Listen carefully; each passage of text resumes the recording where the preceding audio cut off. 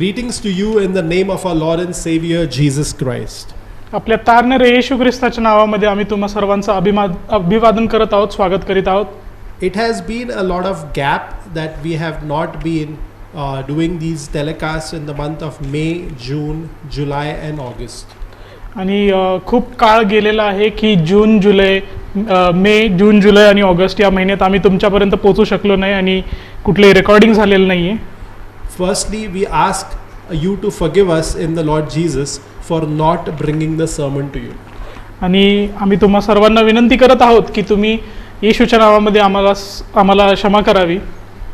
And Living in Prophetic Times is once again back on Rofe TV as well as on our YouTube channel Living in Prophetic Times to bring the word of God with boldness and with love. आणि living in prophetic times हे रोफे T V आणि YouTube चॅनलवर पुन्हा एकदा तुमच्या समवेत येत आहे. याबद्दल आम्ही देवाचे आभार मानतो आणि आम्हाला देवानी ही शक्ती द्यावी, हे धैर्य द्यावं की स्पष्टपणे त्याचे वचन आम्ही तुम्हापर्यंत आणावे. I would encourage you all to share these sermons with all your friends and family and ask them to subscribe our YouTube channel as well as our Facebook page. आणि आम्ही तुम्हास विनंती करतो की सर्व काही हे जे आमचे संदेश जे आहेत ते तुम्ही तुमच्या मित्रांबरोबर, कुटुंबासमवेत तुम्ही हे त्यांच्याबरोबर शेअर करा आणि आमच्या यूट्यूब चॅनलला तुम्ही सबस्क्राईब करा. This month of September 2021 we are coming with a very very important topic. आणि सप्टेंबर 2021 यामध्ये खूप एक महत्त्वपूर्ण असा विषय आम्ही तुम्हापर्यंत घेऊन येत आहोत. There will be total of 4 teaching sermons. आणि याच्यावर पूर्ण 4 असे वेगवेगळे याच विषयावर 4 वेगवेगळे असे संदेश असतील. And the topic that the Lord has led us to choose is an intimate union, living fully in relationship with Christ. आणि यावेळेसचा जो विषय आहे तो असा आहे की एक घनिष्ठ नाते किंवा निकटचे नाते येशू ख्रिस्ताबरोबर पूर्णपणे कसे असले पाहिजे. And these same sermons are available for you on our YouTube channel. Please do share your feedback and your experience with us because that is how we will also be able to learn with you by the Holy Spirit. आणि तुमचे काही तुम्हाला काही सुचवायचं असेल तर कृपा करून आम्हाला ते कळवा आणि आम्हाला ते समजवण्याचा प्रयत्न करा, जेणेकरून आम्हाला देखील पवित्र आत्म्याद्वारे काय तुम्हाला समजवायचं आहे ते सुद्धा आम्हाला सुद्धा सांगता येईल आणि तुम्हाला सुद्धा ते समजता येईल. And you and I, we will both learn together by the grace of the Holy Spirit. आणि तुम्ही आणि मी आम्ही दोघेही म्हणजे आपण दोघेही ह्याच्यामुळे खूप चांगल्या रीतीने तिथून शिकता येईल आपल्याला. Before we go ahead, let us look up to the Lord in prayer. आणि आपण संदेशाकडे वळण्याआधी आपण प्रार्थना करू.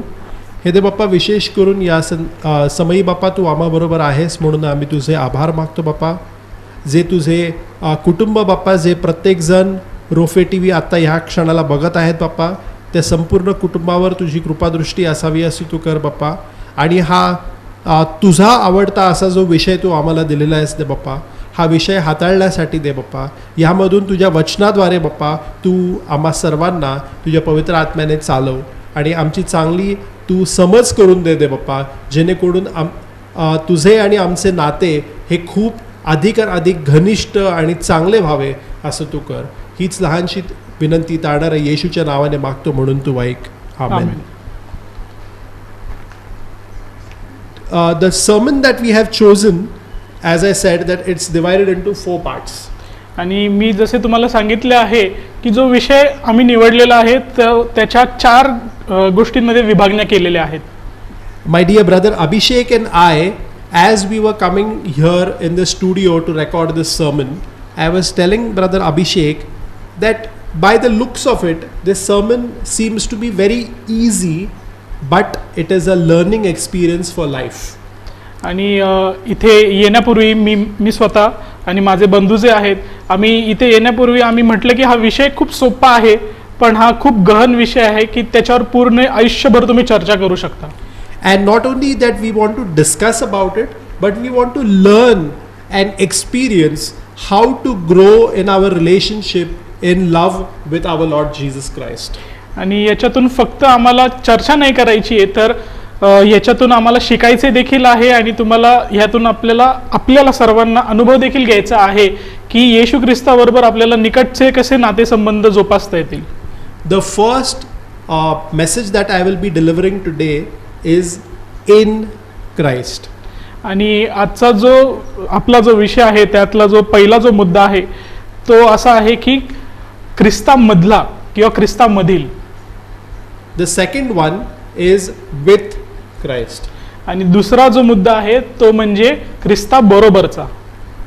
The third thing is under Christ. तिसरा जो आहे तो ख्रिस्ताच्या खाली म्हणजे ख्रिस्ताच्या छत्रछायेखाली. And the fourth one is why together with in Christ. आणि चौथा जो मुद्दा आहे तो असा आहे की का एकत्रितपणे ख्रिस्ताबरोबर. So today we will only look at in Christ. आणि आपण आज फक्त ख्रिस्तामध्ये या विषयाकडे पाहू. I will encourage you all to please open your Bible to Ephesians chapter 1 verses 3 to 14. आणि मी तुम्हा सर्वांना विनंती करत आहे की तुम्ही आपले पवित्र शास्त्र उघडा आणि त्यातून इफिस्करास याचे पहिले अध्याय 3 ते 14 वचन आपण आज पाहू. Before we go ahead and explore the Word of God, let me share you a small story or an experience. आणि या विषयाकडे वळण्याआधी एक अनुभव जो माझा आहे किंवा एक गोष्ट जी आहे मी तुम्हाबरोबर ती सांगण्याची माझी इच्छा आहे. I don't know how much time I can recollect in my childhood. From the time I started having passion for sports, I always loved and liked cricket. आणि मला तुम्हाला हे सांगता येणार नाही की कधीपासून हे झाले, पण जेव्हापासून मला समज आला की मला खेळायचे सुचले आणि मी खेळायला लागलो तेव्हापासून माझे क्रिकेट या खेळासाठी खूप प्रेम वाढत गेले. My passion and my love for cricket has been so intense and so great that I used to love to play cricket. I used to love to watch cricket. I would even watch cricket between the teams which are very, very unknown, like Kenya versus Zimbabwe. I would watch their test matches as well. आणि cricket या खेळासाठी माझे प्रेम एवढे वाढले, एवढे दृढ झाले ते की कुठल्याही प्रकारचे क्रिकेट मध्ये स्वतः खेळत असताना क्रिकेट असू दे, दुसरे कोणी क्रिकेट खेळत असतील ते असू दे, किंवा मी टीव्हीवर बघत असेल तेव्हा असू दे ते क्रिकेट, किंवा अगदी ती कुठली सोपी मॅच असेल किंवा खूप साधी मॅच असेल केनिया आणि झिम्बाब्वे मधली, ती देखील तसल्या मॅचेस देखील मला बघण्यामध्ये खूप इच्छा अशी होती. Many of you might not be even knowing the players who play in those low graded teams like Kenya and Zimbabwe, but I even used to know the names of their players.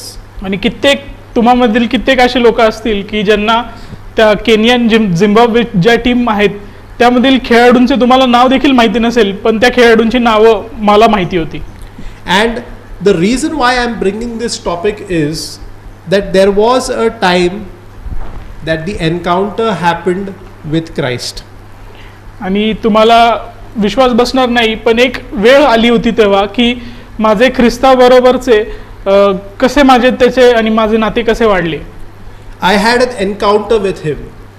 Jesus and me were face to face with each other. आणि मला एक अशी वेळ आली माझ्या आयुष्यामध्ये की तेव्हा मला येशू ख्रिस्ताच्या सामोरे जावे लागले. And believe me, the encounter was not a T20 match between Jesus and me. It was a pure test match. It was a game of patience. आणि जो खेळ सुरू झाला होता क्रिकेटचा माझ्यामधील आणि येशू ख्रिस्तामधील, तो एक T20 मॅच नव्हती, तर एक ती कसोटी असा तो सामना होता. It was a daily learning experience wherein I had to let go of so many things, and by the end of the day I even had to let go of my passion for cricket because Christ stands first. आणि त्या जवळीकतेमुळे, त्या सामोरे जाण्यामुळे काही अशी वेळ आली की क्रिकेटसाठी जे माझ्या मनामध्ये जे प्रेम होते, जो उत्साह होता, तो मला बाजूला ठेवून फक्त आणि फक्त ख्रिस्तावरच मला तिकडं लक्ष केंद्रित करायची गरज होती. You might say, Brother Mayank, this is a very simple thing, but believe me, it is not. Because I know what kind of sacrifices I had to do for my game. आणि तुम्ही तुमच्यातले कित्येक असे म्हणत असाल की तुम्ही जे म्हणत आहात ते खरं नाहीये, पण खरंच माझ्यावर विश्वास ठेवा की या गोष्टी माझ्यासाठी सोप्या नव्हत्या, की काही या खेळासाठी मी कित्येक गोष्टी या सोडून दिल्या होत्या. Today, as an evangelist, I'm preaching in front of you, and we both are learning together from the Word of God.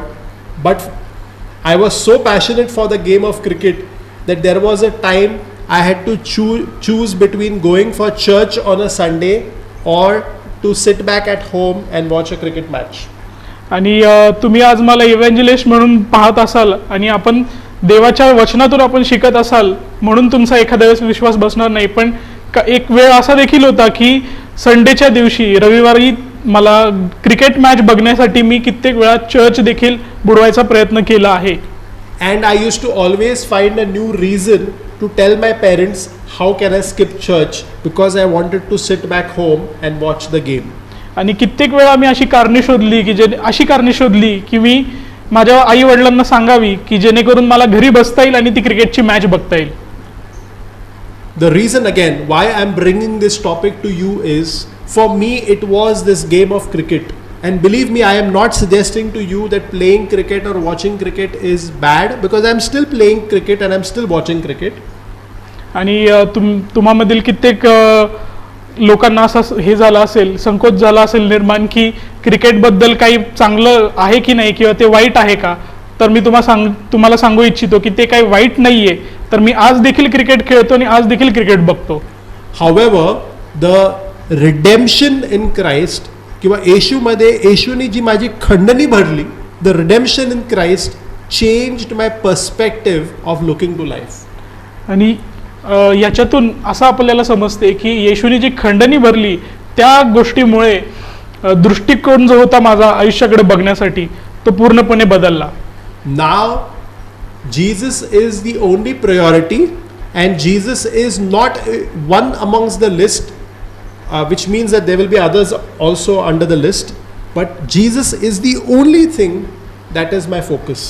आणि आता कित्येक अशा गोष्टींपैकी येशू ख्रिस्त एक गोष्ट नाहीये माझ्यासाठी, तर येशू आणि येशू हीच एक फक्त माझ्यासाठी तिथं मला जास्ती लक्ष केंद्रित करण्याची गरज आहे. If I have to choose between money and Jesus, I will go with Jesus. आणि जर मला पैसा आणि किंवा धन आणि येशू या दोघांमध्ये जर मला कुठलीही गोष्ट निवड करायची असेल तर मी नक्कीच येशू ख्रिस्ताची निवड करेल. If I have to choose between cricket and Jesus, I will go with Jesus. आणि मला क्रिकेट आणि येशू मध्ये कोणाची निवड करायची असेल तर मी नक्कीच येशूची निवड करेल. I will go one step ahead and say, if I have to choose between my family, my wife and my daughter and Jesus, I will go with Jesus. आणि एक पाऊल पुढे जाऊन मी तुम्हाला हे देखील सांगू इच्छितो की कधी जर मला अशी वेळ आली की माझ्या कुटुंबाला, माझ्या पत्नीला आणि माझ्या मुलीला जर निवड करायची असेल आणि येशू ख्रिस्त या दोघांमध्ये जर निवड करायची असेल तर नक्कीच मी येशूची निवड करेल. I will come back to you about this, but let me encourage you to read Ephesians chapter 1 verse number 3, and brother Abhishek, please read for us. आणि एफिस्करास पत्र याचे पहिला अध्याय आणि 3रे वचन आपण पाहू. आपल्या प्रभू येशू ख्रिस्ताचा देव व पिता धन्यवादित असो, त्याने स्वर्गातील सर्व आध्यात्मिक आशीर्वाद देऊन आपल्याला ख्रिस्तामध्ये आशीर्वादित केले आहे. It says that all the spiritual blessings, I'll stress again, all the spiritual blessings in heavenly places in Christ. आणि मी तुम्हाला पुन्हा एकदा ते शब्द तुमच्या कानावर पडावे म्हणून मी पुन्हा एकदा वाचतो ते की all spiritual blessings, स्वर्गातील spiritual blessings आध्यात्मिक आशीर्वाद, स्वर्गातील सर्व आध्यात्मिक आशीर्वाद in Christ. ख्रिस्तामध्ये. Whatever, heaven is a place of blessing. Heaven is a place where there is only blessing. आणि स्वर्ग एक अशी जागा आहे की तिथं फक्त आणि फक्त आशीर्वाद आहेत. Verse 4 says, just as he chose us in him before the foundation of the world, that we should be holy and without blame before him in love. आणि 4थे वचन असे म्हणते की त्याप्रमाणे आपण त्याच्या समक्षतेत पवित्र व निर्दोष असावे म्हणून त्याने जगाच्या स्थापनेपूर्वी आपल्याला ख्रिस्ताच्या ठायी निवडून घेतले. God chose us before the world began. Understand this very correctly. It is not talking about before Mayank was born, before Abhishek was born. It is talking about before the world began, God has already chosen you and I in Christ. आणि मी तुम्हाला सांगू इच्छितो की माझ्या जन्मापूर्वी किंवा यांच्या जन्मापूर्वी किंवा तुमच्या जन्मापूर्वी नव्हे तर या जगाच्या निर्माणतेच्याही पूर्वी आपली देवानी निवड केली आहे. And he has told us, he places us without blame before him in love. The second part of the 4th verse, that we should be holy and without blame before him in love. आणि ते असे म्हणते 4थे वचन की त्याप्रमाणे आपण त्याच्या समक्षतेत पवित्र व निर्दोष असावे. So what it means is that when we are standing in front of God, if today is a judgment day, that God opens the sky apart and we stand in front of the judgment seat of God, we are completely blameless, we are completely holy in love because of Jesus' precious sacrifice on the cross of Calvary. आणि त्या काल्वरीच्या वधस्तंभावर जे येशूने जे आपल्याला दान दिले आहे, तो जो त्याने तिथे त्याग केला आहे, त्यामुळे जर आज देवाचे येणे झाले आणि आज जर स्वर्गाचे दार उघडले आणि जर न्याय निवाडा झाला तर मी पूर्णपणे तिथे निर्दोष असलो पाहिजे आणि पवित्र असलो पाहिजे. The 5th verse tells us that having predestined us to adoption as sons by Jesus Christ to himself according to the good pleasure of his will. आणि 5वे वचन असे म्हणते की त्याने आपल्या मनाच्या सत्संकल्पनाप्रमाणे आपल्याला येशू ख्रिस्ताच्या द्वारे स्वतःचे दत्तक होण्याकरिता प्रेमाने पूर्वीच नेमिले होते. I like this word in Marathi that brother Abhishek has used reading the Bible. It says Sat Sankalpa Pramane, which means that God thinks for us. आणि हा जो शब्द आहे मराठीतला सत्संकल्पनाप्रमाणे, याचा अर्थ की देव आपला विचार करतो आणि तो आपल्यासाठीच विचार करतो. God has good thoughts about you. आणि तुमच्याबद्दल देवाच्या मनामध्ये खूप चांगले विचार आहेत. Let me put this phrase, if God has to think about you, he'll only think good.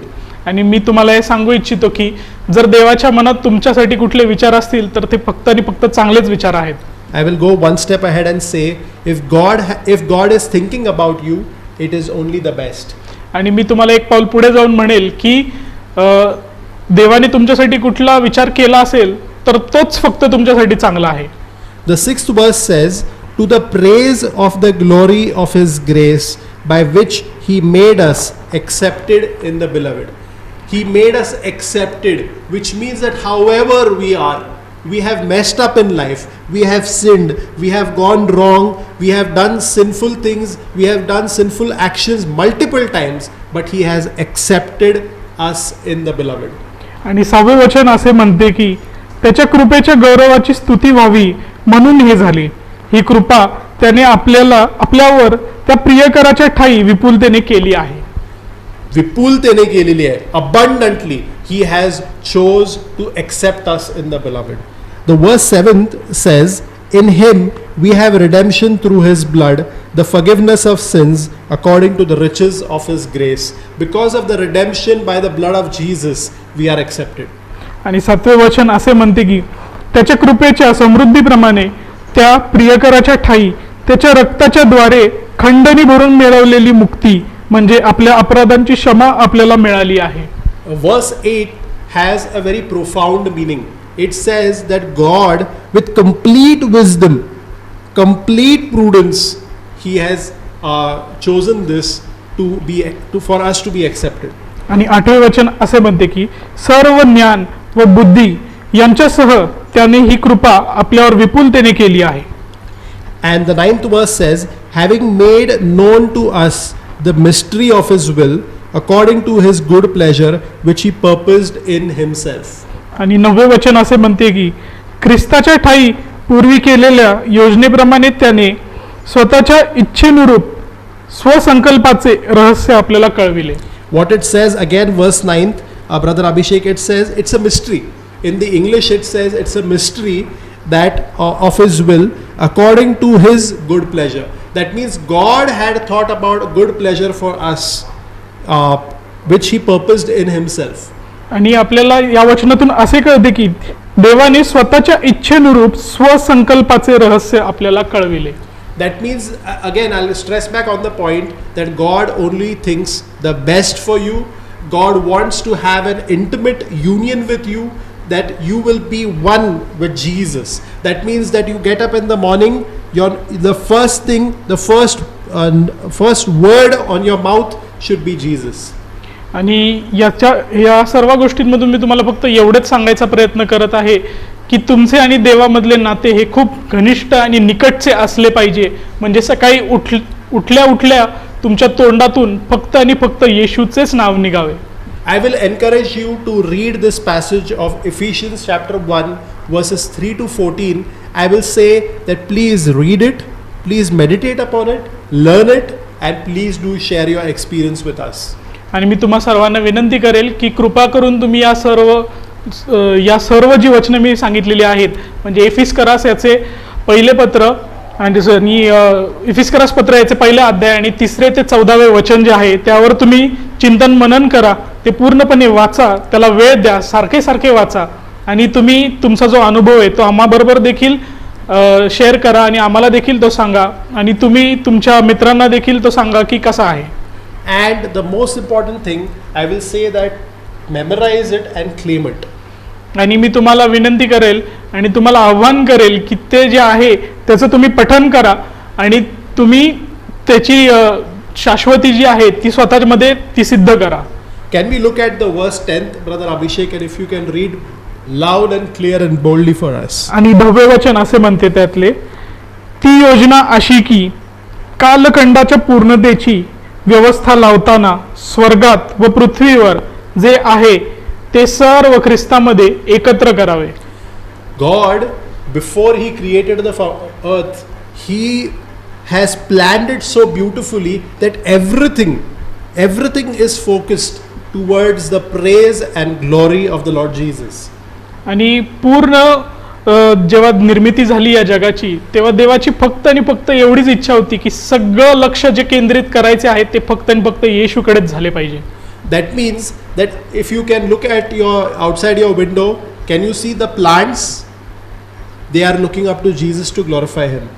आणि जर तुम्ही त्याचा अर्थ असा होतो की जर तुम्ही तुमच्या वरांड्यामध्ये जर कुठले झाड लावले असेल आणि तुम्ही त्याकडे पाहत असाल तर ते फक्त आणि फक्त येशूच्या गौरवासाठीच तिथे आहे. Look at the sun, moon and stars. They all look up to the Lord Jesus, waiting for his command. आणि तुम्ही चंद्र, तारे, सूर्य यांकडे देखील पहा तर ते फक्त आणि फक्त येशूच्या आज्ञेसाठीच आतुरतेने त्याची वाट पाहत आहेत. The sun will not rise unless he doesn't hear from the sun. आणि जो सूर्य आहे तो तोपर्यंत उजाडणार नाही जोपर्यंत तो त्या पुत्राचे म्हणणे किंवा आज्ञा ऐकत नाही. The moon will not appear in the night until and unless he doesn't hear from the Lord Jesus. आणि जो चंद्र आहे तो तोपर्यंत तुम्हाला आणि मला दिसणार नाही जोपर्यंत तो येशूकडून त्याची आज्ञा मिळवून तिकडे तो येत नाही.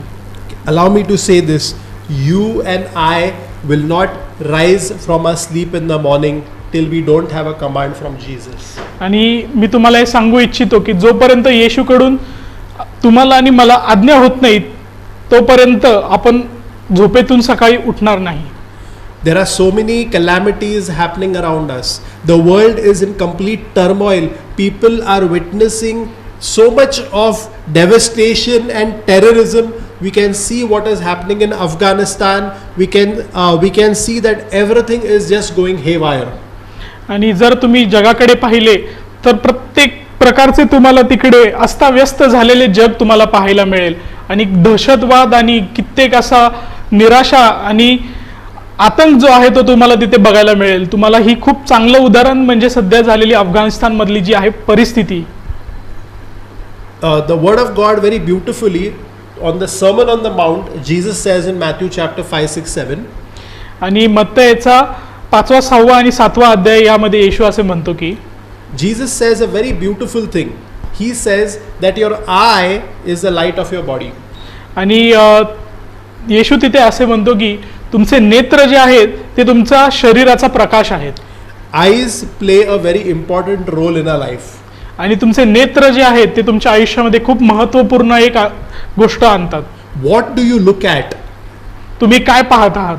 If you look at the right things, जर तुम्ही योग्य गोष्टींकडे पाहिलेत तर then your thoughts will also be right. तर तुमचे विचार देखील योग्य असतील. If you look at the word of God, your thoughts will have the word of God. जर तुम्ही देवाच्या वचनांकडे पाहिले तर तुमचे विचार देखील देवाच्या वचनांप्रमाणेच असतील. If you are looking at a woman with lust and incest, then your thoughts will also have lust and incest. आणि जर तुम्ही एखाद्या स्त्रीकडे व्यभिचाराच्या दृष्टिकोनातून पाहिले तर तुमच्या विचार देखील तसेच व्यभिचाराचे असतील. Please get back to us in regards with this sermon that we are preaching. We are very eager for you to get involved with us on our YouTube channel. Write some comments in the chat, ask us questions so that we can pray about it and come back to you with an answer. आणि मी तुम्हाला ही विनंती करू इच्छितो की आम्ही जे काही तुम्हाला संदेश सांगायचा प्रयत्न केलेला आहे त्यावर तुम्ही गहन करा, त्यावर तुम्ही विचार करा आणि आम्हाला कळवा की तुमची काय मते आहेत. तुमचे काही प्रश्न असतील तर आम्हाला तिथे कमेंट बॉक्समध्ये विचारा. And the most important thing, let me also say this, that my brother Abhishek and I, we are also learning to be in an intimate union, to live fully daily in relationship with Jesus. आणि मी तुम्हाला हे सांगायचा प्रयत्न करतो की आम्ही दोघे देखील येशूमध्ये खूप जवळचे निकटचे नातेसंबंध इथे जोपासण्याचा प्रयत्न करीत आहोत. You can encourage us, we can encourage you. This is what is called as faith. तुम्ही आम्हाला प्रोत्साहित करू शकता आणि आम्ही तुम्हाला प्रोत्साहित करू शकतो, यालाच विश्वास म्हणतात. And once we do that, there will be a profound understanding of the word of God. आणि जेव्हा आपण या गोष्टी करू तेव्हा आपल्याला पूर्णपणे आणि खूप चांगल्या रीतीने आपल्याला देवाचे वचन समजेल. Lastly, I will also say that please pray for your pastor. He needs your prayers. आणि मी तुम्हाला पुन्हा एकदा सांगेल की तुमच्या पालकासाठी तुम्ही प्रार्थना करा, त्यांना त्याची खूप गरज आहे. The church that you worship, please pray for your pastor. तुम्ही ज्या मंडळीमध्ये तुमची सहभागिता आहे तिथे कृपा करून तुमच्या पालकांसाठी प्रार्थना करा. Let us pray. आपण प्रार्थना करू. हे दे बाप्पा, विशेष करून हे संपूर्ण कुटुंब दे बाप्पा, आम्हाला रोफे टीव्हीवर आणि आमच्या यूट्यूब चॅनलवर जे बघत आहेत बाप्पा, त्या प्रत्येकाला प्रभू येशू ख्रिस्ता तुझ्या रक्ताने तू स्पर्श कर दे बाप्पा आणि त्यांना तू आरोग्याचा स्पर्श करून दे बाप्पा. त्यांना तुझ्या पवित्र आत्म्याने तू चालव. येशूच्या नावाने मागतो म्हणून तू ऐक. आमेन. आमेन.